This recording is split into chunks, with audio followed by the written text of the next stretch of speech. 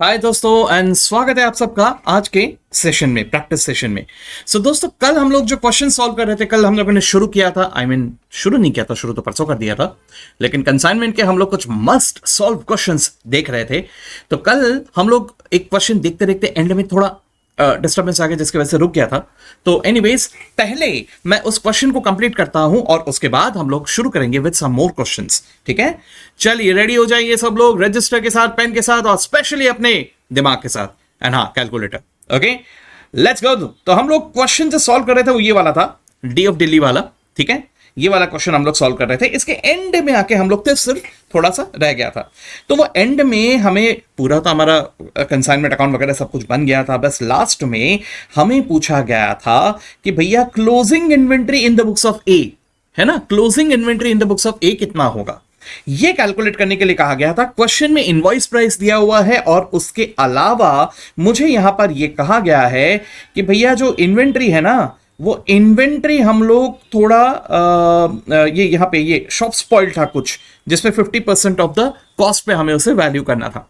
तो this was an abnormal item. तो मैं आपको इसी के बारे में बता रहा था। हालांकि कल आपका वो सेशन YouTube पे तो रुक गया था, लेकिन मैंने उसे लाइव रिकॉर्ड कर लिया था, लेकिन फिर भी मैंने सोचा कि अभी अब जब लाइव आ ही रहा हूं तो मैं बता देता हूं आप लोगों को। तो दोस्तों, यहां पर उसका ये सोल्यूशन मैंने रिकॉर्ड करते वक्त यहां पे लिख के रखा हुआ था, लेकिन still I will just repeat it for you. Okay, चलिए दोस्तों, तो शायद कल मैंने यहां तक लिख दिया था कि 180 साइकिल्स हमारे पास इन्वेंट्री में रखे हुए थे, ये हम सब ने मिलकर कैलकुलेट किया था, राइट। तो 180 साइकिल्स में से मैंने ऐसे दो हिस्से कर दिए। मुझे क्या कहा गया है कि 20 साइकिल्स शॉप स्पॉइल्ड है, तो मैं इसे एबनॉर्मल आइटम मान रहा हूं, और 160 आइटम्स नॉर्मल है। ठीक है, तो मैं पहले अगर इस नॉर्मल वाले गुड्स पे आ जाऊं, 160 नॉर्मल वाले, तो इनका इनवॉइस प्राइस तो 800 था, तो 160 एट रेट 800, ये आ गया 1,28,000, करेक्ट। और अगर आपको याद होगा तो हम लोगों ने तो लोडिंग पहले ही कैलकुलेट करके रख लिया था ना, 800 minus 640, I hope you remember, तो दैट वाज 160, है ना।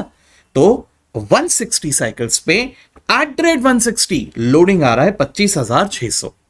तो मुझे ये 160 बाईसाइकिल्स के बारे में तो पता चल गया।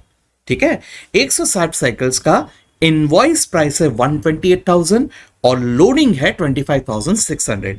So actual amount is 128,000 minus 25,600, लेकिन हम उसे शो कर रहे हैं इनवॉइस प्राइस पे एज वेल एज लोडिंग। तो ये कैसा होगा, अगर कंसाइनर ने कंसाइनमेंट अकाउंट बनाया तो ये 1,28,000 वो लिखेगा कंसाइनमेंट के क्रेडिट में, वो 20 साइकिल्स का छोड़ के बता रहा हूं, हाँ, और 25,600 वो लिखेगा डेबिट में as stock reserve, correct. Yes, लेकिन अब ये मेन इसमें आ जाते हैं, that is 20 shop spoiled cycles, है ना। ओके, सो ये चीज में क्या हो रहा है, लेट्स सी। साइकिल से था ना, क्या था ये, साइकिल से था ना, if I am not wrong, मैं थोड़ा सा भूल गया हूं। कल देख रहे थे ना हम लोग, हाँ साइकिल ही था भाई, क्या सर। ओके, चलो देखते हैं। तो ये जो 20 शॉप स्पॉइल्ड साइकिल्स है, इन्हें मैं क्या मान रहा हूं, अब नॉर्मल आइटम मान रहा हूं। तो इसका मतलब क्या हुआ, क्या मैं इन्हें भी इनवॉइस प्राइस पे वैल्यू करके ऐसा ऐसा कुछ करूंगा कि यार उस पर लोडिंग कितना है, अरे भाई साहब अब नॉर्मल है, उसे इनवॉइस प्राइस पे रख के क्या फायदा। अब जरा सोच के देखिए, इनवॉइस प्राइस पे मैं क्यों दिखाता हूं चीजों को। इनवॉइस प्राइस पे यानी एक इन्फ्लेटेड प्राइस पे चीजों को सिर्फ इस रीजन से दिखाया जाता है कि उस उम्मीद से कि भाई इतना प्रॉफिट तो कम से कम गारंटेड हमें मिल ही जाए, इतना तो कम से कम गारंटेड हमारे पक्के हो जाए। ठीक है, अब ये एबनॉर्मल आइटम है, प्रॉफिट छोड़ो यार, ये बिक जाए वही बड़ी बात है। तो यहां पे मैं इनवॉइस प्राइस पे दिखाऊंगा नहीं, ठीक है। तो यहां पर मैं क्या दिखाऊंगा, यहां पे मैं इसे कॉस्ट पे ही वैल्यू करूंगा, बल्कि कॉस्ट भी रिकवर नहीं हो रहा भाई, 50% हो जा रहा है वो भी, यही मुझे क्वेश्चन में दिया हुआ है, इसलिए मैं इनवॉइस प्राइस पे इसे रिकॉर्ड नहीं करूंगा।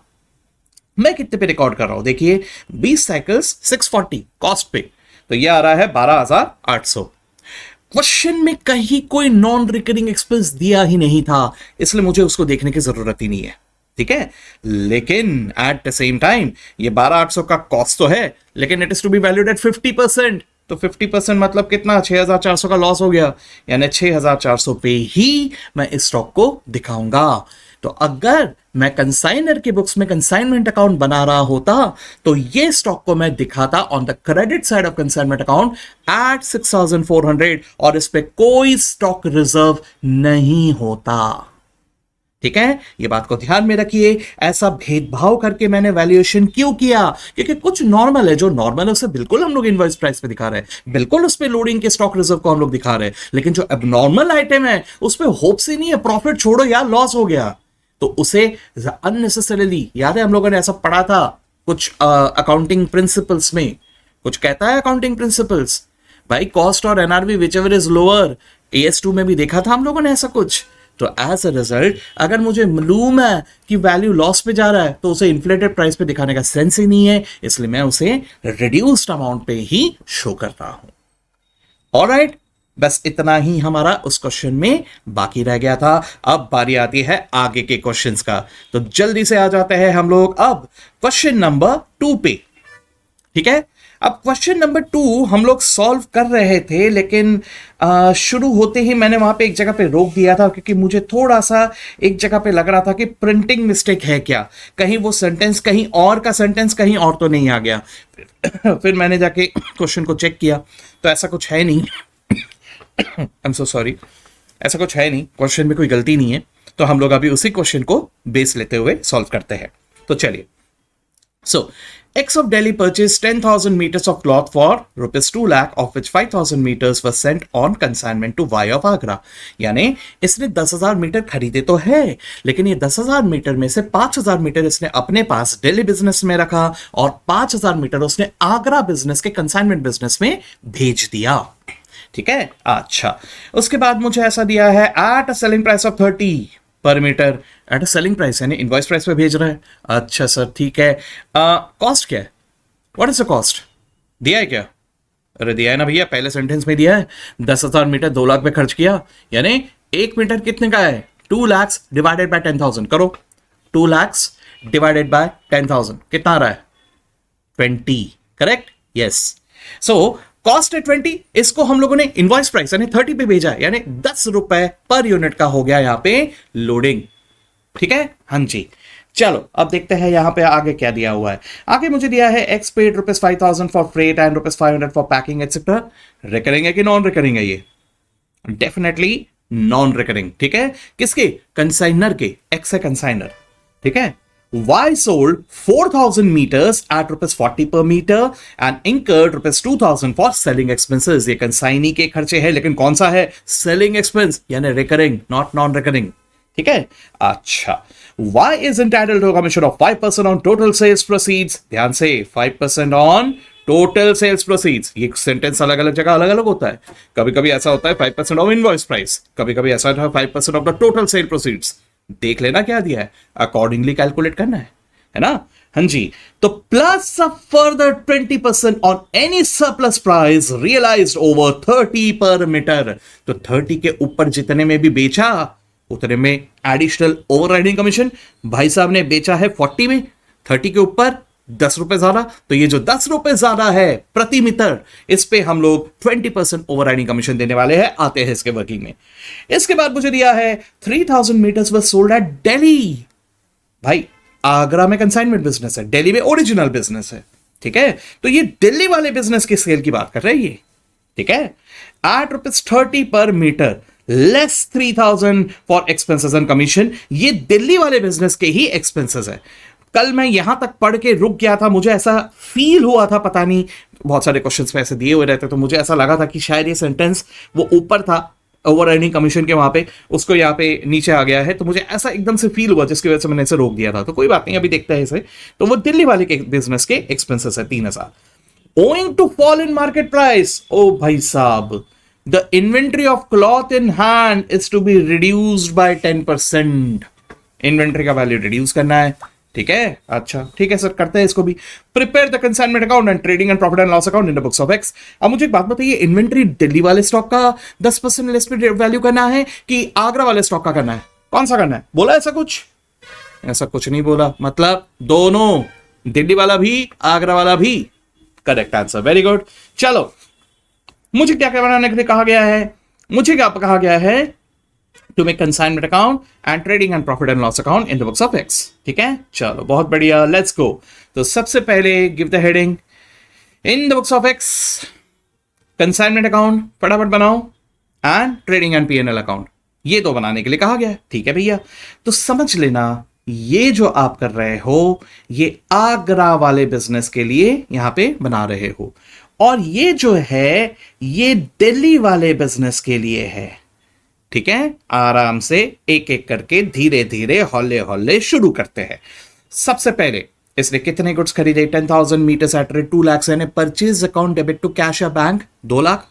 Purchase account debit to cash या बैंक, आराम से जरा सोच के कहना है, परचेज अकाउंट डेबिट हुआ तो परचेज अकाउंट का बैलेंस ट्रेडिंग अकाउंट में आना चाहिए था ना, है ना? तो मैं यहां लिख देता हूं परचेज। कितने के गुड्स खरीदे थे हमने खरीदे थे 2 लाख रुपए के गुड्स। ठीक है, अच्छा सर ठीक है, इसमें से 5,000 मीटर्स हमने भेज दिए कंसाइनमेंट में। 5,000 मीटर्स का कॉस्ट होगा 1 लाख, करेक्ट, लेकिन हमने इसे कितने में भेजा? At an invoice price of 30। चलिए कैलकुलेट कीजिए, what is the invoice price? 5,000 metres at rate 30 कितना हो गया? 1,50,000, है ना? चलो तो मैं यहां लिख दू to goods sent on consignment 1,50,000। लेकिन कहना इसे कि ये लोडिंग के साथ है ना? कॉस्ट तो 1 लाख ही था, इसमें 50,000 रुपए लोडिंग के जुड़े हुए। आप इंडिविजुअली भी कैलकुलेट कर सकते हो। प्रति मीटर 20 रुपए का ही कॉस्ट था, वो जो एडिशनल 10 रुपए प्रति मीटर है दैट इज द लोडिंग। यानी 5,000 मीटर पे 10 रुपए के हिसाब से 50,000 रुपए इज द लोडिंग। तो क्या करते हैं हम लोग? जैसे ही एंट्री पास किया इमीडिएटली इसको रिवर्स करते हैं by the amount of loading. तो मैं इसको रिवर्स कर देता हूं यहां बाय GSOC कितना? 50,000। तो दोस्तों यहां पे मैं ब्रैकेट में लिख देता हूं 5,000 मीटर्स एट रेट 30 इस इनवॉइस प्राइस में मैंने भेजा है, लेकिन इनवॉइस प्राइस में 10 रुपए प्रति मीटर का लोडिंग है। तो 5,000 एट द रेट 10 ये मैंने यहां पे ऐसा लिख दिया। ठीक है, अच्छा वैसे तो GSOC को क्लोज एंड में करते हैं, लेकिन कनेक्टिंग रहे इसलिए मैं अभी आपको बता दे रहा हूं at the year and GSOC का बैलेंस ट्रांसफर होता है ट्रेडिंग अकाउंट में। कुछ याद आ रहा है? हाँ जी, अब एक बार सिर्फ दिमाग में लाओ, लिखो भले ही मत, सिर्फ दिमाग में लाओ। आपने पहला एंट्री क्या पास किया? ये अभी 150 का एंट्री क्या है? दिमाग में लाओ entry, consignment account debit to goods sent on consignment. Consignment debit to goods sent on consignment, यानी आपने गुड्स सेंट ऑन कंसाइनमेंट को क्रेडिट किया है 1,50,000। फिर आपने इमीडिएटली रिवर्स कर दिया GSOC account debit to consignment account, correct? तो GSOC को कितने से डेबिट किया? 50 से। नहीं जा रहा अगर दिमाग में, कोई बात नहीं, लिख के देखो, consignment debit to GSOC, consignment GSOC, यहां पे डेबिट किया, यहां पे क्रेडिट किया, ऐसे किया, फिर इमीडिएटली रिवर्स कर दिया, यहां क्रेडिट कर दिया और यहां पे डेबिट कर दिया, ऐसे ही कर दिया, करेक्ट? हाँ जी, देखो जरा GSOC अकाउंट को कितना बैलेंस रखा हुआ है? 1 लाख, है ना? यही कॉस्ट था, है ना? इसको क्लोज करना पड़ेगा, है ना? कहां क्लोज करेंगे? अगर यहां डेबिट करूंगा तो कहां? ट्रेडिंग अकाउंट में क्रेडिट करूंगा, ऐसा ही कुछ करूंगा ना? तो भैया इस क्वेश्चन में मुझे ट्रेडिंग भी पूछा है, इसलिए आगे चल के कहीं भूल ना जाए, इसलिए यहीं पे लिख के रख दे रहा हूं कि GSOC का जो फाइनल बैलेंस होगा that is 1 lakh will be transferred here. इसे अभी लिख के रख दिया ना तो बाद में भूल जाते हैं हम लोग बाबा। ठीक है, हाँ चलो ये हो गया। अब आगे देखते हैं। GSOC को तो पूरी तरह से लिख दिया, उसके बाद मुझे नजर आ रहा है x paid 5,000 for freight and 500 for packing. ठीक है भाई साहब, तो यहां पे हम लोग लिखेंगे टू कैश ऑब्लिक बैंक, यहां ब्रैकेट में हम लिखेंगे फ्रेट एंड पैकिंग। ठीक है, आप पूरा लिखना, ओके, 5,500। ठीक है, हो गया वो भी। उसके बाद Y sold 4,000 meters at 40 and incurred 2,000 for selling expense। एक एक करके रवा, पहले 4,000 मीटर 40 में बेचा है, ठीक है, तो हम यहां पे क्रेडिट पे लिख देते हैं बाय क्या? Y, कंसाइनी का नाम है ना? यस, तो 4,000 मीटर्स एट द रेट 40, ये शायद से आ रहा है 1,60,000, करेक्ट। ओके, और इमीडिएटली मैं लिखता हूं 2y, ये क्या है, selling expenses of y। So selling expenses of y कितना है, देखो जरा, सेलिंग एक्सपेंसेस ऑफ y है 2,000 रुपए, है ना। ठीक है भैया, लिख देते हैं यहाँ पे 2,000 रुपए, लिख दिया। लेकिन जैसे ही मैंने सेल्स लिखा, दिमाग में आना चाहिए कमीशन। ठीक है, तो कमीशन के बारे में मुझे क्या कहा गया है, चलिए देखते हैं। अगले लाइन में दिया है y is entitled to commission of 5% on total sales proceed. चलो इसको कैलकुलेट करते हैं। तो मैं वर्किंग नोट बना ले रहा हूं और यहां पे number 1, calculation of commission. Okay, yes. तो सबसे पहले मैं कितना नॉर्मल कमीशन देगा, ठीक है। तो मुझे क्या कहा गया है, 5% of the sale proceeds, total sale proceeds. अभी अभी हमने कैलकुलेट किया, टोटल सेल प्रोसीड्स है 1,60,000, इसका 5% नॉर्मल कमीशन, यानी कितना, 160,000 इंटू 5%, 8,000 रुपए, करेक्ट। ओके, अब उसी के नीचे मैं लिख रहा हूं ओवरराइडिंग कमीशन। ओवरराइडिंग कमीशन, तो ओवरराइडिंग कमीशन कितना होगा, ओवरराइडिंग कमीशन के बारे में मुझे क्या कहा गया है, 20% दे रहे हैं of any surplus price over 30, है ना। चलो भैया देखते हैं। तो 20% देना है of 40 minus 30, what is 40 sir, selling price 40 पे बेचा है ना, तो 30 के ऊपर जितना भी एक्स्ट्रा हम वो वसूल करके दे रहा है उस पे कमीशन दे रहे हैं। तो 30 के ऊपर उसने 10 वसूल करके दिया, ठीक है। तो 10 रुपए प्रति मीटर फॉर 4,000 मीटर्स। ओके, फिर से आराम से समझने की कोशिश करो। हम कह रहे हैं कि हर एक मीटर को 30 पे बेच, और साथ ही में हमने कहा कि अगर तू 30 के ऊपर में जितना भी एक्सेस पे बेचेगा ना, उसका 20% तेरा, है ना। यानी 30 के ऊपर 1 रुपए एक्स्ट्रा बेचा, 31 में बेचा तो 1 रुपए का 20%। अगर तूने 32 में बेचा तो 2 रुपए का 20%। अगर तूने 35 में बेचा 5 रुपए का 20%। अगर तूने 38 में बेचा 8 रुपए का 20%। कहां से आ रहा है ये, 30 के ऊपर, है ना। इसने कितने में बेचा, 40 में बेचा, तो 10 रुपए एक्स्ट्रा, तो 10 रुपए का 20%। लेकिन कितने बेचे, 4,000 मीटर्स। सो 10 इंटू 4,000 का 20%, ये कितना आता है देख लो जरा, 10 इंटू 4,000 इंटू 20%, ये भी 8,000 आ रहा है, right. So hence what is the total commission, total commission is 16,000, ठीक है। क्या करूंगा मैं यहां पे, फिर से वही 2y, 16,000, डन। ओके, बढ़िया। आगे देखो अभी क्या बोला है। तो 20% हमने कमीशन भी दे दिया, हो गया। उसके बाद 3,000 मीटर दिल्ली में सेल किया है, कितने में, 30 पर मीटर है। चलो भैया ये दिल्ली का सेल है तो यहां नहीं, इधर। ओके, क्या नाम से, कंसाइनमेंट नहीं, यहां तो सेल्स नाम से आएगा ना भाई, ये तो ओरिजिनल बिजनेस है। तो 3,000 मीटर 30 रुपए के रेट में अपन ने बेचा, कितना हो गया, 3,000 इंटू 30, ये हो गया 90,000, नहीं 1 मिनट, 90,000 है ना, कितना है, 1 मिनट देख लेता हूं मैं, हाँ 3,000 eight rate 30, correct, 3,000 eight rate 30, 90,000, correct, हाँ ठीक है। तो यहां पे लिख देते हैं 90,000, ठीक है। अच्छा, इसका मतलब सारे नहीं बेचे, राइट, 5,000 थे यहाँ पे।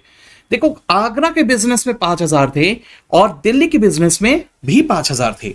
आगरा के बिजनेस में 4,000 मीटर बेच दिया, दिल्ली के बिजनेस में 3,000 मीटर बेच दिया। तो भाई साहब इसका मतलब कुछ तो स्टॉक बचा है ना दोनों जगह पे। अब आ जाते हैं स्टॉक वैल्यूएशन पे, आ जाओ भाई, ठीक है। तो working note number 2, okay, valuation, valuation of E stock, ठीक है, वैल्यूएशन ऑफ ई स्टॉक। चलो तो मैं यहां लिख देता हूं, एक तो दिल्ली बिजनेस और दूसरा मैं लिख देता हूं Agra business. Delhi business, Agra business, आराम से, ठीक है। मैं यहां पे सबसे पहले लिखने जा रहा हूं स्टॉक का वैल्यू। अच्छा एक काम करते हैं, रुको रुको, इसको ना ऐसे नहीं करते क्योंकि वो लोडिंग भी है, लोडिंग की वजह से थोड़ा सा दिक्कत देगा आपको। एक काम करते हैं, पहले एक काम करते हैं, हम लोग आगरा का वैल्यूएशन कर लेते हैं, ओके, उसके बाद दिल्ली का वैल्यूएशन करेंगे, दोनों का करेंगे, ठीक है। मैं ऐसा क्यों कह रहा हूं, क्योंकि यहां पे थोड़ा सा कंफ्यूजन आएगा जो मुझे मालूम है। क्या कंफ्यूजन सर? अरे वो लोडिंग वगैरह है, इनवॉइस प्राइस है और ऊपर से मार्केट वैल्यू रिड्यूस्ड है ना सर, तो 10% कहां से रिड्यूस करूं, ये सब कंफ्यूजन आएगा, इसलिए मैं अलग अलग कर रहा हूं। तो मैं क्या कर रहा हूं, देखो यहां पर भले ही किताबी प्रेजेंटेशन बहुत शॉर्टकट में दे दिया होगा, बहुत अच्छी बात है, एक्सीलेंट, आपको जम गया, बिल्कुल करो। मैं थोड़ा डिटेल में लिख रहा हूं उन लोगों के लिए जो बेचारे इसको नहीं समझ पा रहे होंगे। If you are intelligent, very good, बिल्कुल आगे बढ़ जाओ, बट जो बेचारे नहीं समझ पा रहे उनके इंटेंशन से मैं ऐसा लिख के बता रहा हूं, ओके। तो देखो भैया क्या लिख रहा हूं मैं, ठीक है। सबसे पहले मैं लिख रहा हूं यहां पे द स्टॉक, ठीक है। स्टॉक कितना है, कहना ऐसे 1000 मीटर,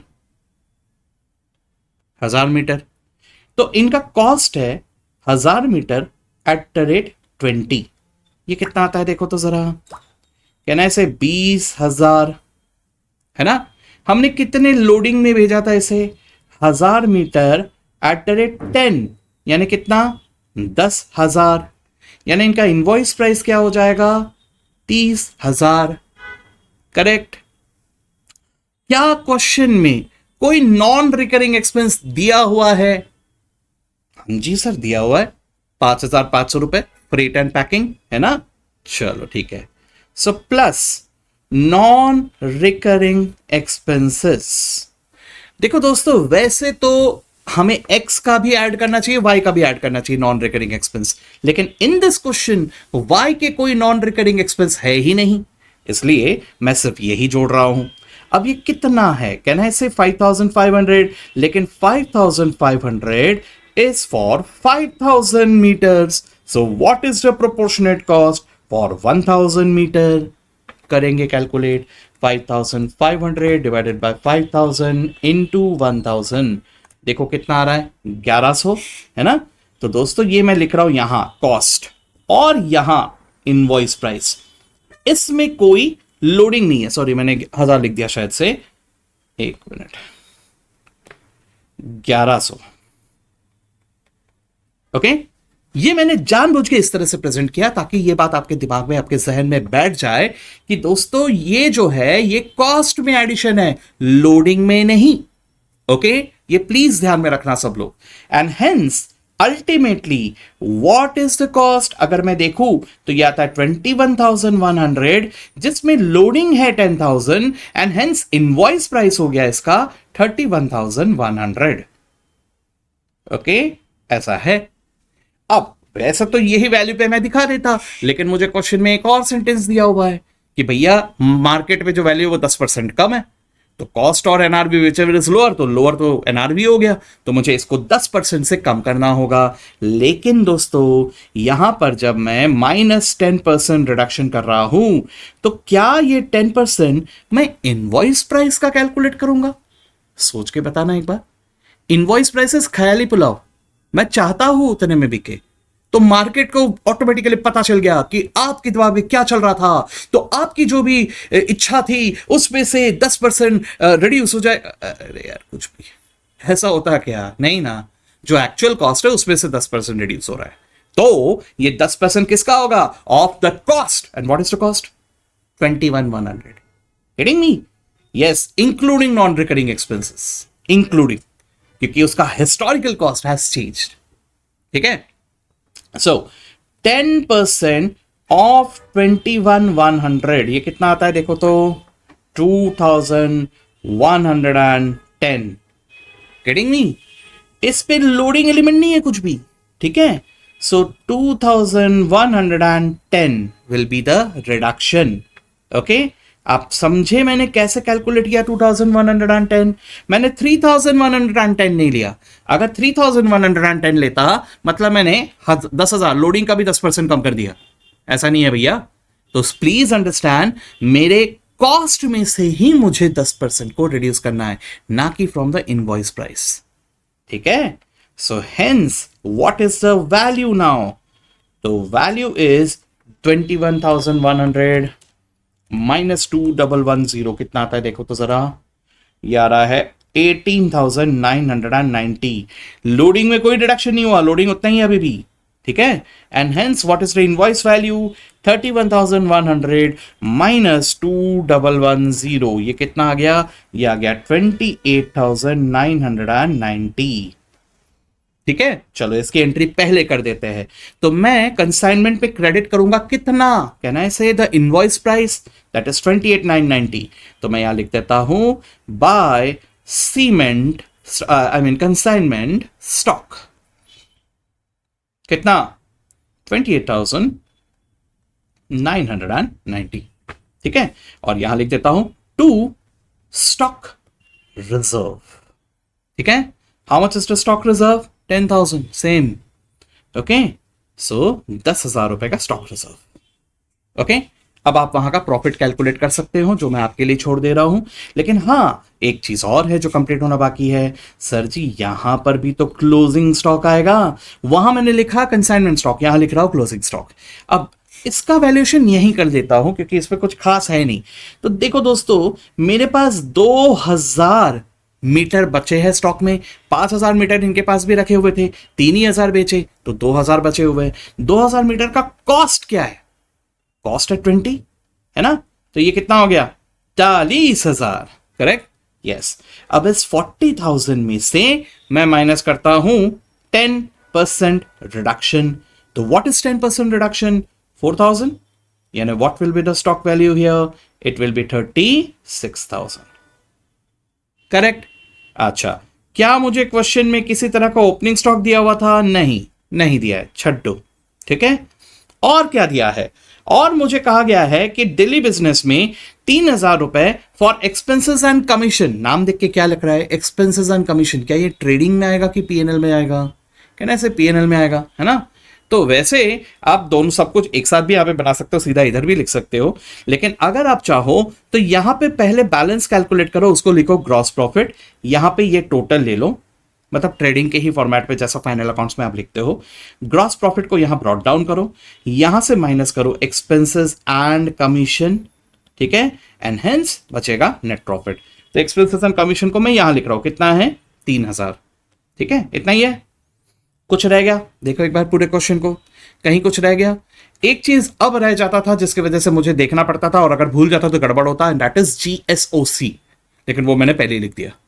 टेंशन ही, एकदम रिस्क ही नहीं लेने का बाबा मेरे को, मैंने पहले ही लिख दिया उसको, ठीक है, यस, हो गया, सब चीजें हो गए।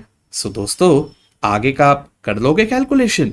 यहां पे कंसाइनमेंट प्रॉफिट, नहीं, एक चीज बता देता हूं, ये जो कंसाइनमेंट प्रॉफिट होगा, ओके, ये कैलकुलेट करने के बाद यहां लिखना है कंसाइनमेंट प्रॉफिट, आपको यहां पे लिखना है, डोंट फॉरगेट दैट, ओके। फिर आपको यहां पे पता चलेगा what is the final amount of the net profit. Done, कर लोगे इसे, okay, yes. So that is this question, मजेदार क्वेश्चन था, इसलिए तो मैथ सॉल्व क्वेश्चंस में मैंने लिया इसे, ठीक है। सो दोस्तों इसके बाद मैंने चूज किया है एक और क्वेश्चन, और इस क्वेश्चन को मैंने इसलिए सिलेक्ट किया क्योंकि इसमें ओवरराइडिंग कमीशन को लेके बड़ा मजेदार किस्सा है, ठीक है। दोस्तों ओवरराइडिंग कमीशन को लेके मैं हमेशा एक ही बात कहता हूं, अभी भी वही बात कह रहा हूं। ओवरराइडिंग कमीशन में कैलकुलेशन के अलावा एक और चीज बहुत ज्यादा अहमियत रखता है, और वो है interpretation of the given sentence, okay. तो यहां पर वही ऐसा कुछ आने जा रहा है, लेट अस सी। तो क्वेश्चन नंबर 4 में, mister A of Assam Saint on 18th of February 2020 a consignment of 5,000 DVD players to B of Bengal। दोस्तों मैं एक बात पहले क्लियर कर दूं, एग्जैक्टली ऐसा ही क्वेश्चन आपने जरूर सॉल्व किया होगा, क्योंकि हमारे बुक में, हमारे क्वेश्चनर में तो सारे क्वेश्चंस कवर्ड है। अगर आपने क्वेश्चनर सॉल्व कर लिया है तो आपने तो ये सब देख लिया है, ठीक है। लेकिन क्वेश्चनर में इसके फिगर्स कुछ और थे, मैंने फिगर्स बदल दिए, ठीक है। कुछ नयापन तो आना चाहिए, इसलिए मैंने फिगर्स जानबूझ के बदल दिए, ठीक है। तो अगर आपने इस क्वेश्चन को पहले सॉल्व किया भी है, एक बार फिर से कर लो, फिगर्स चेंज है, देखते हैं क्या आता है आंसर, ठीक है। तो चलो लेट्स गो फॉर इट। तो mister A of Assam Saint on 18th of February 2020 a consignment of 5,000 DVD players to B of Bengal costing 3,000 each. Expenses of rupees 3 lakhs were met by the consignor. B spent 2 lakh for clearance and selling expenses were rupees 25 per DVD player. तो दोस्तों यहां पर जरा मुझे सोच के बताना तो कि इनमें से कौन सा नॉन रिकरिंग एक्सपेंसेस है। कहना है से पहला नॉन रिकरिंग एक्सपेंस है ये, और ये किसका है? कंसाइनर का। 3 लाख है कंसाइनर के नॉन रिकरिंग एक्सपेंस। क्या कंसाइनी के कोई नॉन रिकरिंग एक्सपेंस है? हाँ जी है। देखो जरा, be spend 2 lakh for clearance, तो ये जो 2 लाख क्लियरेंस के लिए है ये नॉन रिकरिंग है। बाकी ये जो 25 है ये तो क्लियरली बोला ही है कि that is selling expense, but that is 25 पर डीवीडी प्लेयर। कैलकुलेट करना पड़ेगा। चलो ठीक है। कोई लॉस वॉस दिया है क्या? नहीं, कोई ट्रांजिट लॉस वॉस कुछ भी नहीं है। बल्ले बल्ले, अच्छी बात है। ओके, उसके बाद मुझे क्या दिखाई दे रहा है? Be sold 3,800 DVD player eight the rate rupees 4,000। ठीक है, 3,800 DVD player eight the rate rupees 4,000 पर DVD player. And again on 20th of May 2020 500 DVD players eight the rate 4250। ठीक है, ऐसा बोला गया है। ठीक है सर, चलेगा। B is entitled to a commission of rupees 50 per DVD player. Okay, ऐसा बोला गया है कमीशन। ठीक है, and plus 1/4 of the amount by which the gross sale proceeds less total commission thereon exceeded sum calculated at 3,700 पर DVD player sold. अरे बाप रे, आते हैं। ठीक है, इस सेंटेंस को देखते हैं। B sent amount due to A on 30th of June, यानी अमाउंट सेटल हो गया। ठीक है, ऐसा ऐसा बोला गया है। क्या बोला गया है मुझे? Prepare consignment account and B's account in the books of A. ठीक है, चलो बनाते हैं। Ready all of you? हाँ जी। So in the books of A सबसे पहले मैं बना रहा हूं कंसाइनमेंट अकाउंट और बी अकाउंट। फटाफट बना लो सब लोग। ठीक है, चलो शुरू करते हैं। सो सबसे पहले क्या इसने इनवॉइस प्राइस पे भेजा? नहीं, कॉस्ट पे भेजा है। चलो अच्छा है। तो 5,000 इंटू 3,000 आएगा यहां पे GSOC। कैलकुलेट करो। 5,000 इंटू 3,000 कितना आता है? 5,000 इंटू 3,000 इज 1,50,00,000। जीरोस का ध्यान रखना भैया, वरना हो गया गड़बड़। ओके, चलो GSOC हो गया। GSOC के बाद एक्सपेंसेस 3 लाख। ठीक है सर, हमारे ही खर्चे, तो हम यहां पे लिखेंगे टू कैश ऑब्लिक बैंक। ठीक है, 3 लाख। ठीक है, लिख दिया इसको भी। और उसके बाद बी ने 2 लाख का खर्चा किया। ठीक है सर, लिख देते हैं। तो यहां लिखूंगा टू बी 2 लाख। यहां तक के नॉन रिकरिंग एक्सपेंसेस है और बी के अकाउंट में यहां पे आ जाएगा ये क्रेडिट में by consignment 2 lakh. I hope कि सब मेरे साथ इसे लिख रहे हो। सिर्फ देखना नहीं है, लिखना भी है। प्रैक्टिस सेशन है भाई, मेरा नहीं आपका। हाँ जी, ओके। और उसके बाद सेलिंग एक्सपेंसेस वर 25 पर डीवीडी प्लेयर। ठीक है सर, तो 25 पर डीवीडी प्लेयर। ओके, अब आराम से यहां पर थोड़ा सा एक बात रहेगा जो हमें कैलकुलेट करते वक्त थोड़ा सा संभाल के देख लेना पड़ेगा। सेलिंग एक्सपेंस बोला है ना? लॉजिकली स्पीकिंग सेलिंग एक्सपेंस सिर्फ उन डीवीडी प्लेयर्स पे लगना चाहिए जितने डीवीडी आपने बेचे हैं। ठीक है, लेकिन हाँ, अगर हम लोग सॉल्यूशन देखेंगे तो किताब टू किताब यहां पे डिफरेंस इन ओपिनियन हमें जरूर दिख रहा है। ये एक बहुत मेजर प्रॉब्लम है भैया, डिफरेंस इन ओपिनियन। तो कुछ किताबों में पूरे 5,000 डीवीडी प्लेयर्स पे 25 के हिसाब से कैलकुलेट किया हुआ है, लेकिन मेरे हिसाब से अगर ये सेलिंग एक्सपेंस है देन इफ इट इज पर DVD player it should be only on the number of DVD players sold, क्योंकि ये सेलिंग एक्सपेंस है। ठीक है, तो मैं तो यही करने वाला हूं जो लॉजिकली जा रहा हूं। अगर आप किसी भी किताब को रेफर करते हैं जहां पे कुछ और किया हुआ है तो सर मेरे हिसाब से this is the correct treatment. ठीक है, आप एक बार खुद सोच के देखिए, आपने किसी सेलिंग एजेंट को कमीशन देने का है तो कमीशन के दुकान में जितने भी यूनिट्स रखे हुए सब पे दे दोगे आप, कि उतने यूनिट्स पे दोगे जो उसने एक्चुअल में बेचा? कॉमन सेंस लगाओ। ठीक है, तो मैं वही लगा रहा हूं भैया। ठीक है, तो एज अ रिजल्ट हमने 3,800 प्लस 500 4,300 डीवीडी प्लेयर बेचे, पूरे 5,000 तो बेचे ही नहीं। तो हेंस यहां पर ये जो सेलिंग एक्सपेंस आना चाहिए वो ऐसे लिखूंगा टू बी, लेकिन यहां पे मैं लिख देता हूं 4,300 @ 25।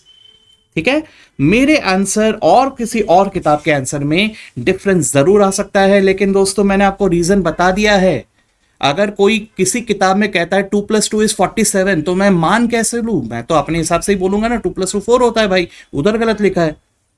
ठीक है, तो मैं वही करने जा रहा हूं यहाँ पे। ठीक है, आपको बुरा लगता है तो मैं कुछ नहीं कर सकता। ओके, हाँ जी। तो 25 के हिसाब से कितना आता है देख लो जरा। सो 4300 इंटू 25 कितना आ रहा है? ये आ रहा है 1,07,500। लिख दिया हमने इसे भी। ठीक है, ओके, आगे देखते हैं अभी।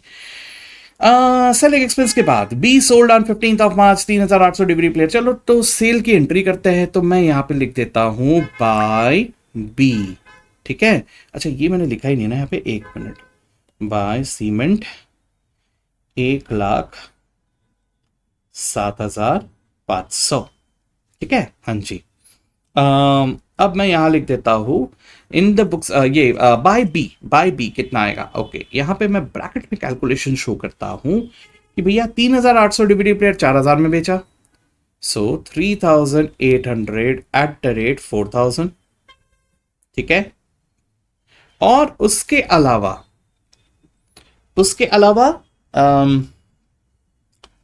500 डिविडी प्लेयर 4250 के रेट पे, प्लस 500 @ 4250। ठीक है, चलो करो कैलकुलेट, कितना आ रहा है ये? सो 3,800 इंटू 4,000 और उसके अलावा 500 इंटू 4250, तो ये सब मिला के आ रहा है शायद 1,73,25,000। आई होप सबका यही आ रहा है। ठीक है, ओके, तो ये हो गया। अरे मैंने बीटा लिख दिया, सॉरी, बी, हाँ ठीक है। तो यहाँ पे लिख देता हूँ 2 सीमेंट कंसाइनमेंट कितना? 1,73,25,000 बरोबर। चल ये भी हो गया। आफ्टर दैट अब आ जाते हैं कमीशन में। ठीक है, अच्छा तो कमीशन कितना है? 50 per DVD player sold. Okay, 50 per DVD player sold. Okay, चलो भैया 50 पर डीवीडी प्लेयर सोल्ड मतलब कितना होगा नॉर्मल कमीशन? वर्किंग नोट में आ जाए एक बार, है ना? वर्किंग नोट बना ही लेते हैं, सब एक साथ कैलकुलेट हो जाएगा। तो मैं यहां पे पहले लिख देता हूं calculation of commission, calculation of commission. ठीक है, चलो तो एक एक करके देखते हैं। सबसे पहले मैं लिखता हूं नॉर्मल वाला कमीशन। ठीक है, कितना है नॉर्मल कमीशन? 50 रुपया पर डीवीडी प्लेयर सोल्ड। तो हमने 4,300 बेचे हैं, तो 4,300 @ 50। ठीक है, तो 4,300 इंटू 50 कितना आ गया? ये आ गया 2,15,000। ठीक है, इसके अलावा आने वाला है ओवर राइडिंग कमीशन, लेकिन ये कितना है नहीं मालूम। ठीक है, ये मुझे नहीं मालूम, ये मुझे कैलकुलेट करना पड़ेगा। ठीक है, अच्छा तो मैं इसी के नीचे लिख देता हूं calculation of over riding commission, क्योंकि ये स्पेशल है ना, इसके लिए अलग से मैं वर्किंग नोट बना रहा हूं। ठीक है, आराम से देखते हैं क्या बोला गया है ओवर राइडिंग कमीशन के बारे में। मुझे 1/4 देना है। ठीक है सर, 1/4 दे देंगे। By which the amount of the gross sale proceeds, gross sale proceeds. ठीक है सर, पहले मैं लिख देता हूं यहां ग्रॉस सेल प्रोसीड्स। ओके, तो ग्रॉस सेल प्रोसीड्स कितना है? 1,73,25,000। लिख देता हूं 1,73,25,000। ठीक है, हाँ जी। तो gross sale proceeds less total commission, less total commission यानी नॉर्मल कमीशन भी ओवर राइडिंग कमीशन भी। तो मुझे नॉर्मल कमीशन तो खैर पता है 2,15,000, लेकिन ओवर राइडिंग कमीशन नहीं पता। ठीक है, ये नहीं पता ना, इसको फिलहाल के लिए मैं हटा देता हूं। मालूम नहीं ना, तो बाद में देखते हैं, लेकिन वो भी माइनस करना है, इतना ध्यान रखना है मुझे। आगे ओके, एक्सीडेड सम कैलकुलेटेड ₹3,700 पर डीवीडी प्लेयर, यानी ये जो अमाउंट हमने कैलकुलेट किया इसमें से मुझे माइनस करना है। सर एक्सीडेड बोला है ना? हाँ जी, तो वही तो इंटरप्रिटेशन है। ओके, अगर मैं बोलता हूं कोई एक नंबर 2 और फिर मैं बोलता हूं 5, तो 5 एक्सीडेड 2/3। समझ रहे हो बात को? अगर मैं कहता हूं 2 और 5, तो 5 एक्सीडेड 2/3। Getting me? 2 से 5 3 ज्यादा है। ओके, तो हमें यहां पे क्या करना है, हमें यहां पे कैलकुलेट करना है अ सम एट द रेट 3700 पर डीवीडी। ओके, और उसके ऊपर ये अमाउंट कितना है, सेल प्रोसीड्स, ये कैलकुलेट करना है। तो इन शॉर्ट आपको यहां से माइनस करना है अ सम कैलकुलेटेड एट द रेट 3700 पर डीवीडी। तो दोस्तों हमने कितने डीवीडी बेचे हैं? 4300। तो 4300 DVD players eight the rate 3700, ऐसा ही बोला है ना, 3700। ठीक है, करो कैलकुलेट कितना आता है ये। तो 4300 इंटू 3700, ये आता है 1,59,10,000। ठीक है, ये आया। अब इसमें से एक और चीज माइनस करना है, क्या? ओवर राइडिंग कमीशन, जो मुझे नहीं मालूम कितना है। ठीक है, तो ये माइनस करने के बाद जो बचेगा, this will be the profit, जिसका 1/4 will be the overriding commission. ठीक है, अच्छा, तो एक काम करें हम लोग, ओवर राइडिंग कमीशन माइनस करने के पहले वाला प्रॉफिट निकाल ले पहले एक बार। ये जो बैलेंस है इसको मैं लिखता हूं profit before over riding commission. ठीक है, चलो करें कैलकुलेट, कितना आता है देखो। 1,73,25,000, ओके, माइनस 2,15,000 माइनस 1,59,10,000, कितना बचा देखो तो? 12 लाख आया क्या? 12 lakhs। ठीक है, this is profit before commission. इसमें से माइनस होगा ओवर राइडिंग कमीशन, तो जो बचेगा, कहना है that will be the profit after commission, है ना? ओके, तो भैया ये जो प्रॉफिट आफ्टर कमीशन, सपोज मैं मान लेता हूं कि ये 100 है, तो ओवर राइडिंग कमीशन इसका 1/4 होना चाहिए, यानी 25 होना चाहिए। करेक्ट? अगर ये 25 होना चाहिए तो प्रॉफिट बिफोर कमीशन कितना होना चाहिए? 75 कि 125? 75 की 125? अब 100% किसी के दिमाग में 75 आया और किसी के दिमाग में 125 आया, इसलिए मैं कहता हूं ऐसा टी बना लेना।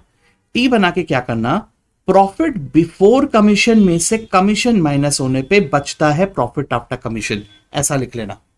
ठीक है, अब आपने क्या कहा, प्रॉफिट आफ्टर कमीशन अगर 100 है तो कमीशन उसका 1/4 यानी 25 है, तो प्रॉफिट बिफोर कमीशन कितना होगा? अब गलती नहीं करोगे, 125 का हो गया बराबर, है ना? तो ये लिख दो यहां पे 125।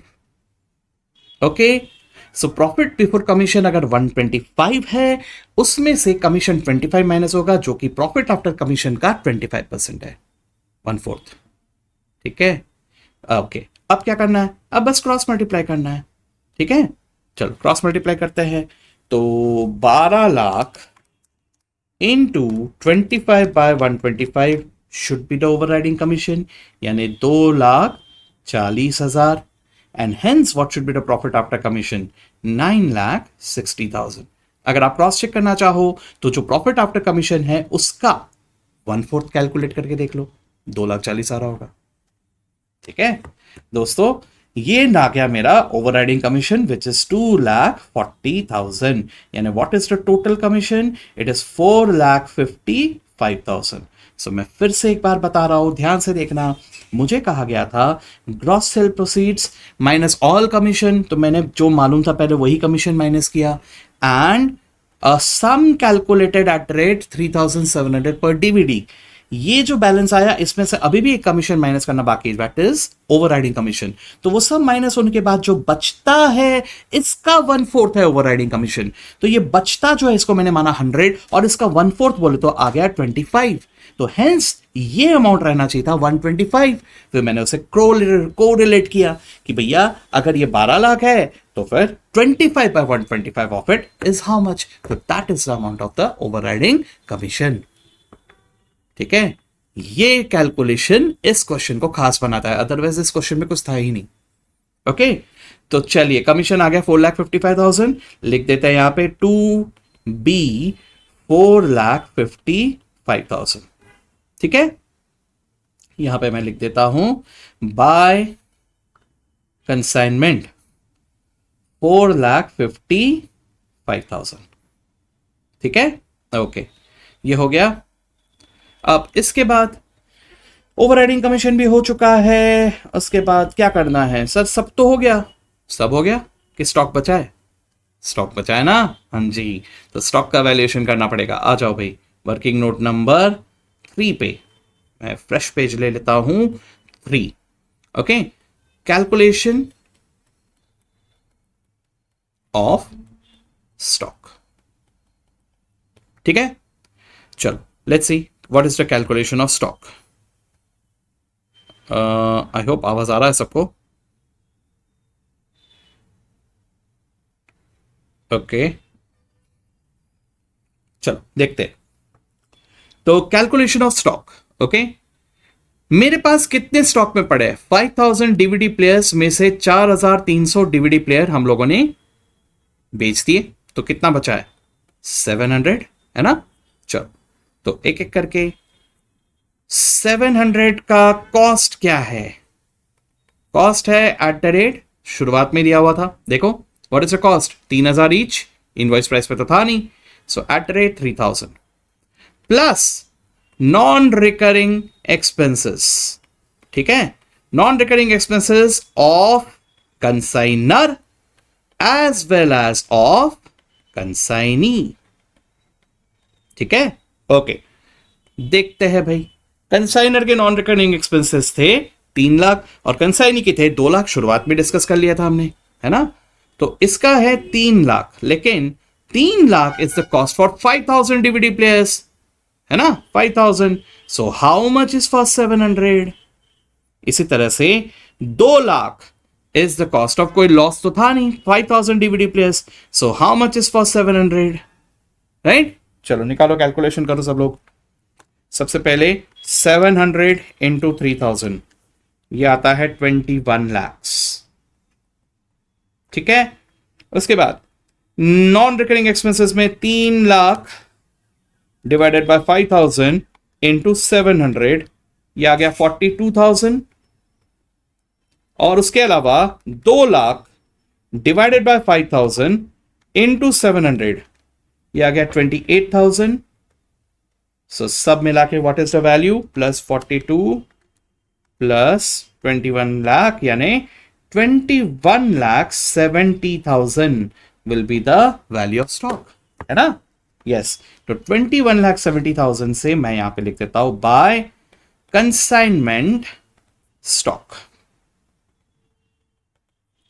Okay, 21,70,000, that's it. तो बस आगे का कैलकुलेशन मैं आपके लिए छोड़ रहा हूं। यहां पे आएगा प्रॉफिट, ओके, टू P&L, और यहां पर जो भी बैलेंस बचता है दैट इज सेटल्ड। ओके, कर लोगे इतना? यस। चलो दोस्तों, तो ये भी हो गया हमारा क्वेश्चन। अब एक और वेरी कॉमन क्वेश्चन में मैं आ रहा हूं, जो कि कॉमनली आपको अलग अलग नाम से अलग अलग फिगर्स के साथ दिखाई देगा। ठीक है, so this is the last question that we are taking up, all the important questions. अगर कोई एग्जामिनेशन में क्वेश्चन आया तो इन्हीं में से किसी एक का मिक्स एंड मैच आएगा, लेकिन हाँ, इसके अलावा पीवाईक्यूज और आरटीपी के क्वेश्चंस भी देखने, मैं पहले ही आप लोगों से पीवाईक्यूज और आरटीपी शेयर कर चुका हूं। ठीक है, तो देखते हैं, पहले इस क्वेश्चन को देखते हैं। तो Shikha of Delhi consign to Reema of Mumbai goods to be sold at invoice price which represents 125% of the cost. तो यहां पे सिर्फ परसेंटेज दिया है।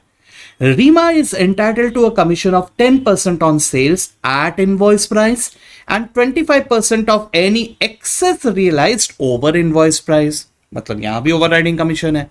ठीक है, the expenses on freight and insurance incurred by Shikha were ₹45,000. Non recurring है। सर कैसे समझ में आया? इंश्योरेंस दिया है तो कैसे समझ में आया कि वो ट्रांजिट का कि गोडाउन में? कहा था ना संगत का असर।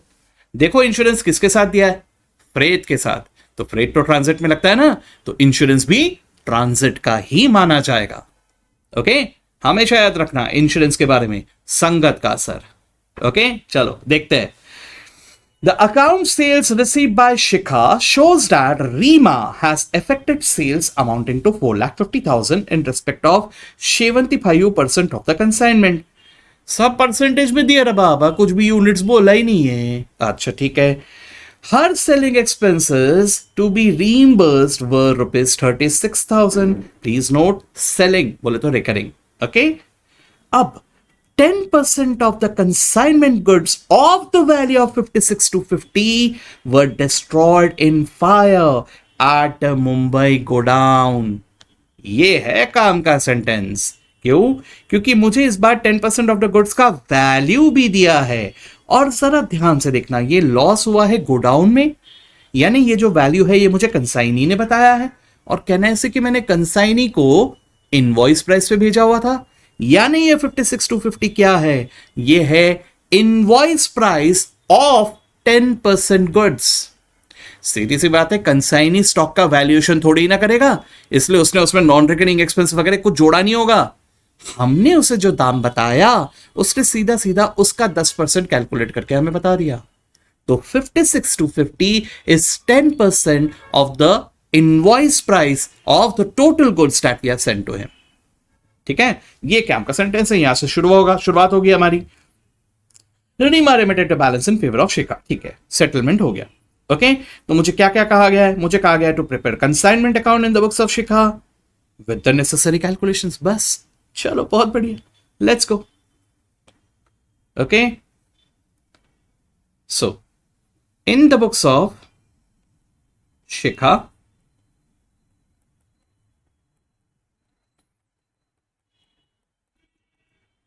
कंसाइनमेंट अकाउंट, मैं इसके भी फिगर्स चेंज करके आपको देने वाला था, लेकिन फिर मैंने ये सोचा कि इस टाइप के क्वेश्चंस ऑलरेडी इतने सारे भरे पड़े और आपने वो सारे क्वेश्चंस अगर सॉल्व किए होंगे तो एक और अगर दे दूंगा तो अभी बोर मारेगा। इसलिए मैंने सोचा कि इसको ऐसे ही रखते हैं। ये स्पेशली उन लोगों के लिए है जिन्होंने इस क्वेश्चन को अभी तक सॉल्व नहीं किया। अगर आपने इस क्वेश्चन को सॉल्व कर लिया है, एक और बार प्रैक्टिस कर लो, क्या बुरा है यार, देख लो। ठीक है, या फिर सिर्फ चेक करते रहो अगर आपको कॉन्फिडेंस है तो। Okay, but I will suggest that थोड़ा सा भी कॉन्फिडेंस अगर इधर उधर हो रहा है, थोड़ा सा भी डगमगा रहा है, थोड़ा सा भी लग रहा है भूल रहे हैं, तो लिख के देख लो भैया, एक बार प्रैक्टिस कर लो। ठीक है, हाँ जी, तो देखते हैं। सबसे पहले मुझे शुरुआत करने के लिए वर्किंग नोट पे जाना पड़ेगा। ठीक है, तो मैं यहां पे आ जाता हूं, working note.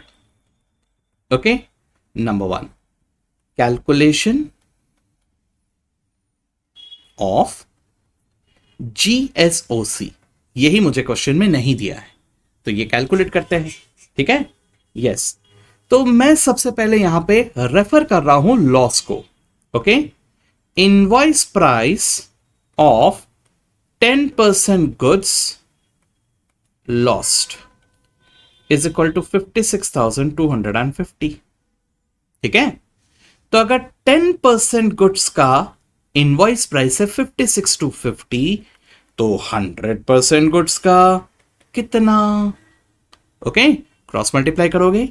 So therefore cost of 100% goods should be equal to 56,250 into 100 by 10। ऐसा ही कुछ होगा। सॉल्व करो जरा, देखो कितना आ रहा है। कैन आई से 5,62,500?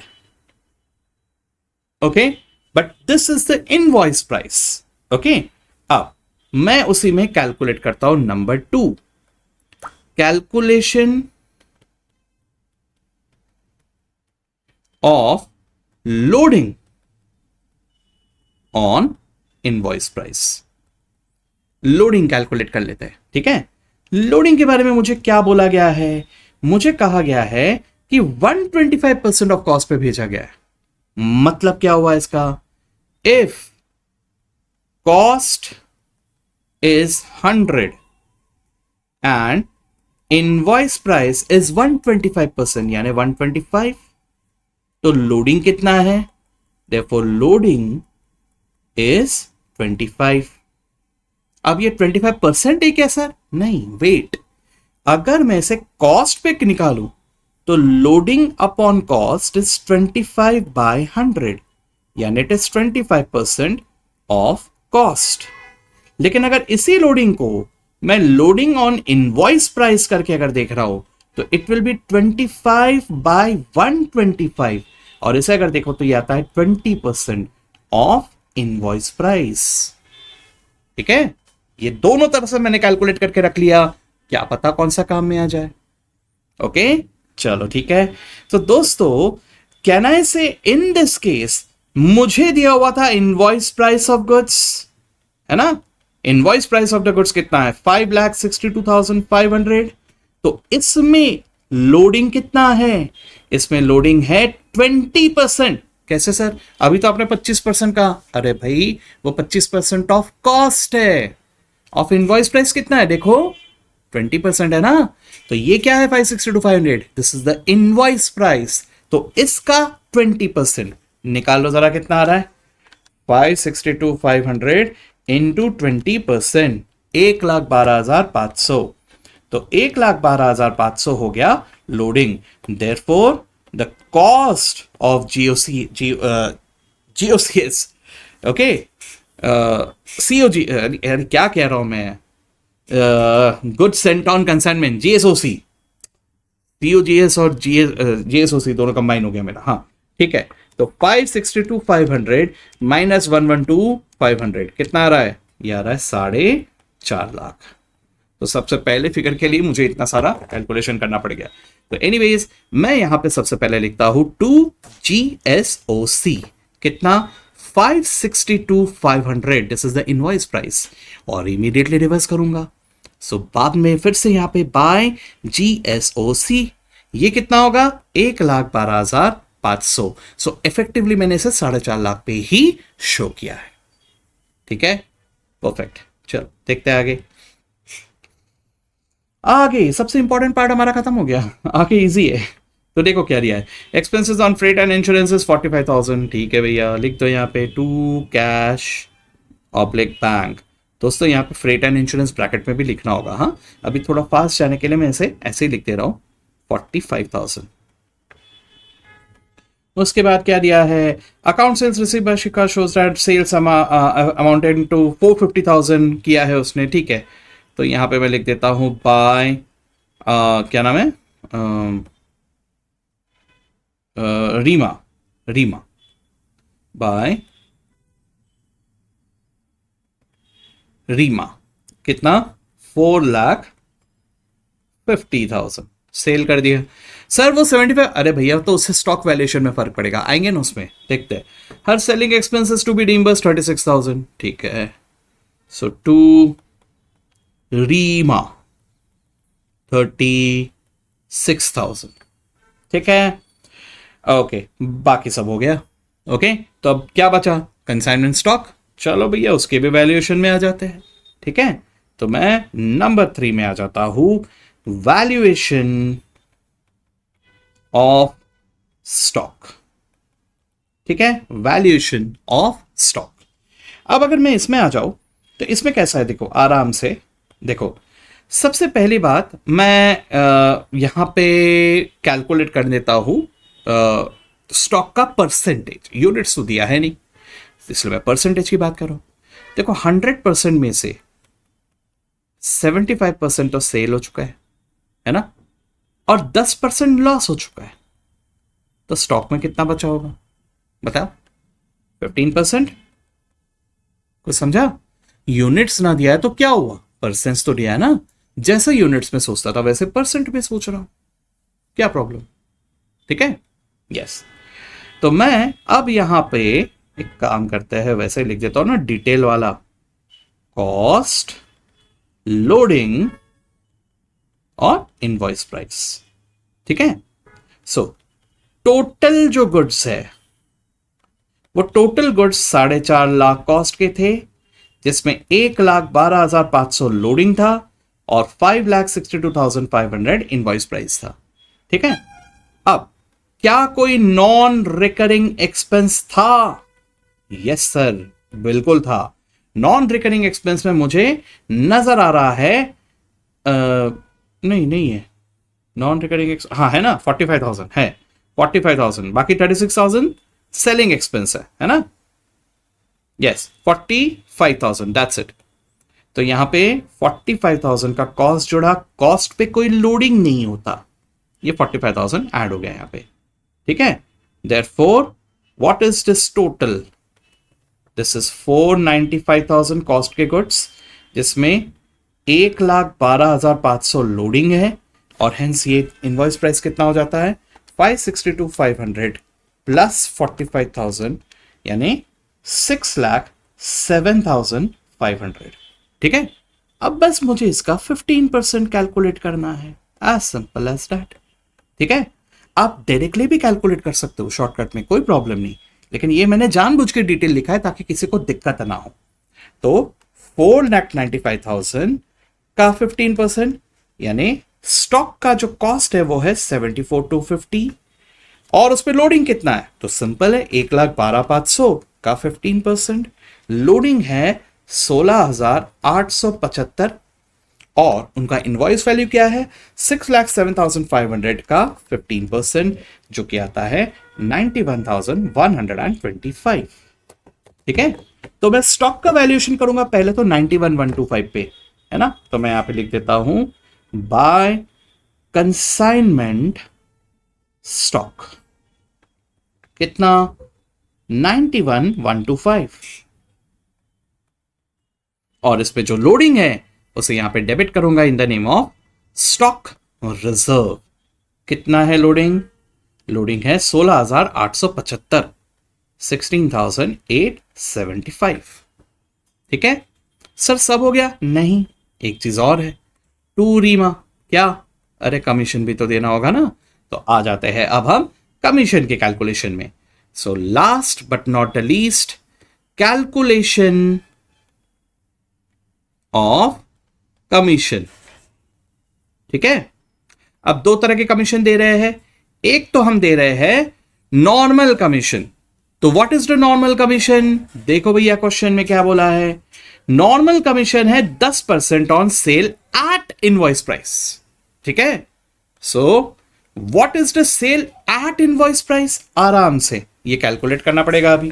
ठीक है, तो दोस्तों मैं थोड़ा सा यहां पे ड्राइंग पेंटिंग करके बता रहा हूं। ठीक है, मुझे कहा गया है कि सेल प्राइस है 4.5 लाख।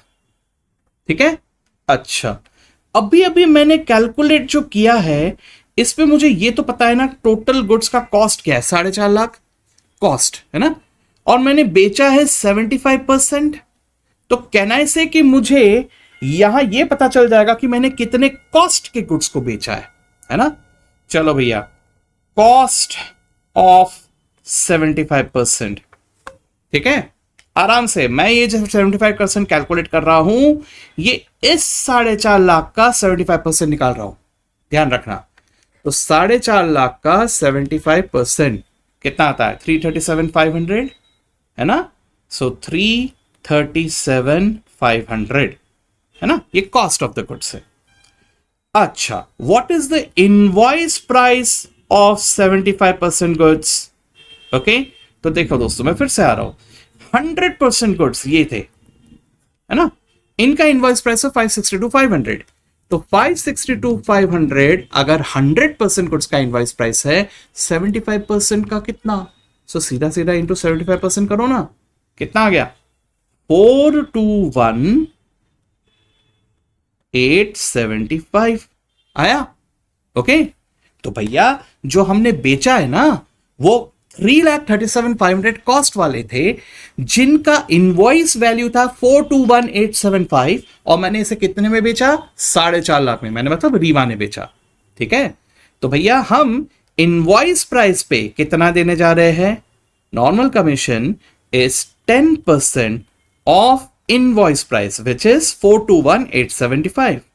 421,875 निकाल लो भाई, कितना आ रहा है इंटू 10%, ये आता है 42,188, राउंड ऑफ कर ले। 50 पैसे ज्यादा दे देते हैं बेचारे को, बेचारी को सॉरी। ठीक है, और उसके अलावा overriding commission, overriding commission कितना है देखो क्वेश्चन में, it is 25% of any excess realised over invoice price है ना, यानी ये जो एक्सेस है ओवर इनवॉइस प्राइस इसका 25% है कि नहीं। तो व्हाट इज द एक्सेस, लिखता हूं मैं यहां पे 25% ऑफ 4.5 लाख माइनस 421,875। देखो कितना आ रहा है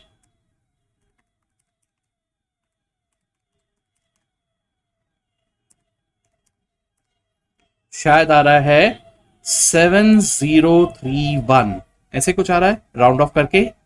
ठीक है, तो देख लो टोटल क्या आ रहा है, 42,188 प्लस 7031, ये आ गया 49,219 overriding commission plus normal commission दोनों मिला के, तो 49,219 यहां आ गया।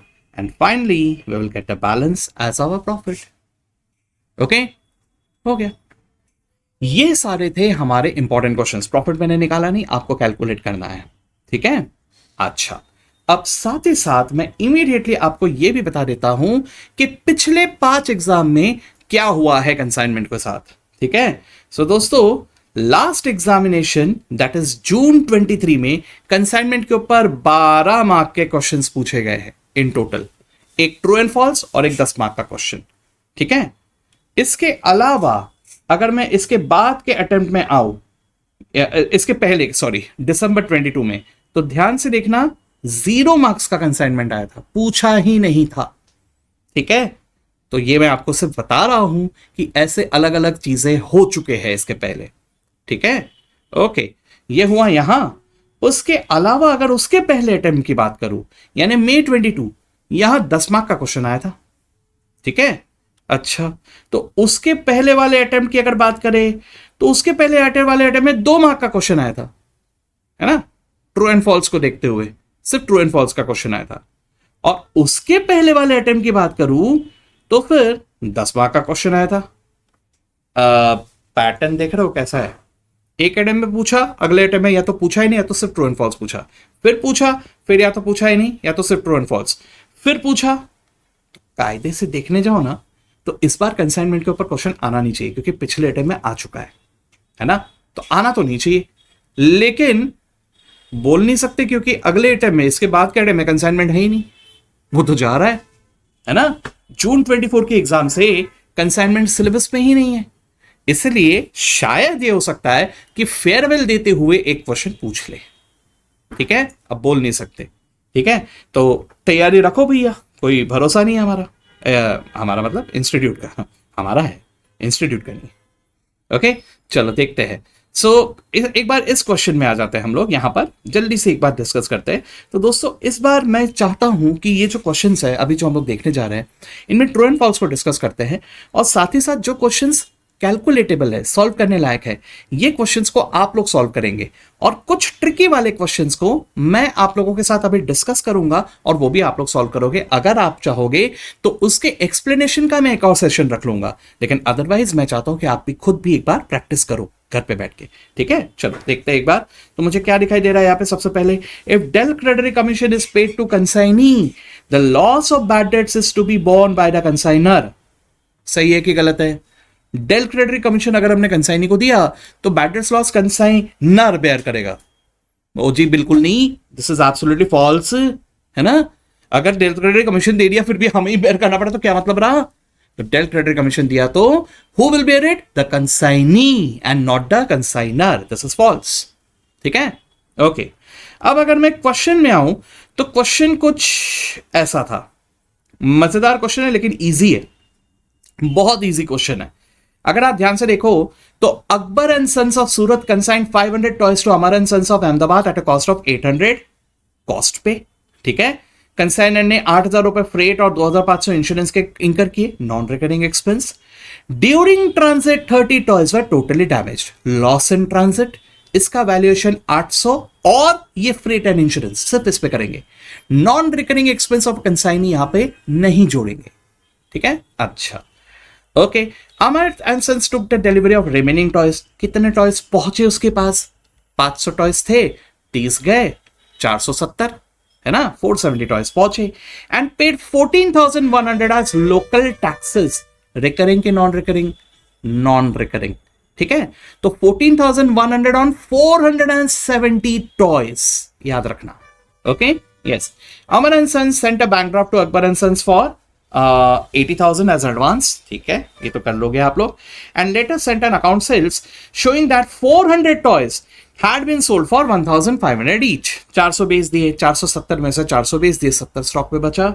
ठीक है, Amar and sons incurred expenses on godown rent, ठीक है, okay, amounting to 3,500, can I say this is recurring, ठीक है. Amar and sons was entitled to commission of 6%, normal commission. One of the credit customers could not pay for 10 toys and nothing was recovered from insurance due to the defect in the policy. Del credit commission दिया है क्या? नहीं, है ना. अगर del credit commission नहीं दिया तो कौन बेयर करेगा इस लॉस को? कंसाइनर. Getting me? अगर कंसाइनी को डेल क्रेडिट कमीशन दिया होता तो मैं इस बैड डेट्स की एंट्री नहीं करता, लेकिन हमने नहीं दिया तो ये बैड डेट्स हम ही को रिकॉर्ड करना होगा. वैसे बैड डेट्स का एंट्री होता है bad debts account debit to debtors, लेकिन बैड डेट्स की जगह यहां क्या आएगा? कंसाइनमेंट. और डेटर्स, हमारा डेटर कौन है? कंसाइनी. सो एंट्री क्या होगा? समझ गए? Yes, okay. तो पहले आप लॉस का एंट्री पूरा कर दोगे. अच्छा, कुछ रिकवर हुआ ही नहीं अपने को. One of the credit customers और फिर इंश्योरेंस कंपनी से कुछ भी रिकवर कुछ हुआ नहीं है. तो दैट्स इट. मेरे ख्याल से इसको आराम से आप लोग सॉल्व कर सकते हो. ये क्वेश्चन आपके लिए मैंने रखा हुआ है, आप लोग इसको खुद अभी के अभी ट्राई करेंगे आफ्टर द सेशन, ठीक है. यस, तो मैं अभी जंप करके जा रहा हूं इसके बाद वाले में जिसपे 0 मार्क्स का आया था. तो बल्ले बल्ले सर, 2 अटेम्प्ट के क्वेश्चन पेपर तो हमारे हो गए. मस्त लगता है ना सब बोलने में. ओके, उसके बाद इस क्वेश्चन पेपर में अगर मैं आऊं तो सिर्फ 10 मार्क का एक क्वेश्चन पूछा गया था. दैट्स इट, ठीक है. अब ये जो 10 मार्क का क्वेश्चन है ये थोड़ा मजेदार है, ठीक है, बड़ा इंटरेस्टिंग सा क्वेश्चन है. तो इसको मैं चाहता हूं कि टोटली आप इंडिपेंडेंटली एक बार सॉल्व करो. मैं कुछ नहीं डिस्कस कर रहा हूं, ये इंटरेस्टिंग सा है. अगर आप इसमें अटके तो जस्ट टेल मी. जस्ट एक ग्रुप तो क्रिएट किया हुआ है. जो लोग ग्रुप को ज्वाइन करना चाहते हैं, अभी तक नहीं किए हो, उनके लिए मैं डिस्क्रिप्शन बॉक्स में इसको डाल दे रहा हूं, कमेंट में भी इसका पिन करके रख दे रहा हूं. आप लोग ग्रुप में बिल्कुल ज्वाइन कर सकते हो, ठीक है.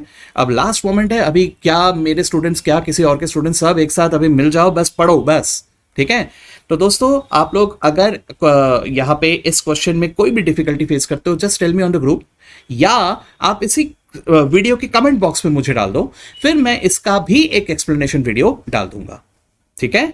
लेकिन मेरे हिसाब से self practice is equally very important, इसलिए प्लीज इस क्वेश्चन को भी सॉल्व जरूर कर देना, ठीक है. यस, तो मैं इसके बाद अगर आ रहा हूं, इसके बाद के क्वेश्चन पेपर में 2 मार्क का आया था भैया, सिर्फ ट्रू एंड फॉल्स. क्या आया था? There is no entry pass by the consignee in his books for the remaining stock of goods lying with him. सही है कि फॉल्स है? किसके बारे में बोला है? कंसाइनी. उसके पास जो गुड्स बचे हैं उसके लिए कोई एंट्री पास नहीं करता. ट्रू है कि फॉल्स है? भैया बिल्कुल ट्रू है. क्यों? अरे वो उसका गुड्स है ही नहीं, वो क्यों एंट्री पास करेगा, है ना. The consignee is not the owner of the goods. He just has the physical possession of the goods. So, even if there is some remaining stock, that doesn't belong to him and hence he doesn't pass any entry for it. ठीक है? ये भी हुआ. Last but not the least, ठीक है? आखिरी 10 mark का आया था इसमें, ठीक है. तो 10 मार्क के हिसाब से अगर अभी हम लोग देखें तो भैया ये क्वेश्चन कहा गया, हाँ ये रहा. ये भी एक बेहतरीन क्वेश्चन है. ये हमारे क्वेश्चन आयर में कवर था, मैंने क्लास में इसको सॉल्व करवाया हुआ था, लेकिन फिर भी मैं आप लोगों से कहूंगा एक बहुत ही इजी क्वेश्चन है ये, एकदम बेसिक क्वेश्चंस में से एक, ठीक है. तो इस क्वेश्चन को भी आप लोग ट्राई करेंगे. And again the same thing, if you stuck somewhere then we will definitely meet back, ठीक है. So that was the practice of consignment. I hope कि सब लोग ईमानदारी से इनको ट्राई करेंगे सब लोग, ठीक है. So that's it. हम लोग इसके बाद जो मिलने वाले हैं वो सीधा दिवाली के गैप के बाद मिलने वाले हैं, ठीक है. तो आज मतलब लास्ट हम लोग इस सेशन में मिल रहे हैं. इसके बाद 3 दिन के बाद हम लोग मिलेंगे. इसके बाद वैसे तो दिवाली शुरू हो रहा है कल से, तो कल परसों नरसों 3 दिन हम लोग थोड़ा रिलैक्स कर सकते हैं. थोड़ा रिलैक्स मतलब थोड़ा ही करना, ज्यादा मत. पढ़ते रहना ईमानदारी से, प्रैक्टिस करते रहो. ये सारे क्वेश्चंस मैंने देखे ही रखे एज होमवर्क. और भी क्वेश्चन है जो आप लोग अपनी मर्जी से प्रैक्टिस कर सकते हो, ठीक है. तो हम लोग ये सब को अब 3 दिन में आपको करना है और उसके बाद हम लोग सीधा मिल रहे हैं 3 दिन के बाद, ठीक है. तो हम लोग कब मिल रहे हैं वापस से? हम वापस से मिलने जा रहे हैं ऑन 13 तारीख, ठीक है. चलिए दोस्तों, with that let's end the session today and see you all on 13th and happy Diwali all of you. Okay, चलिए, गुड बाय.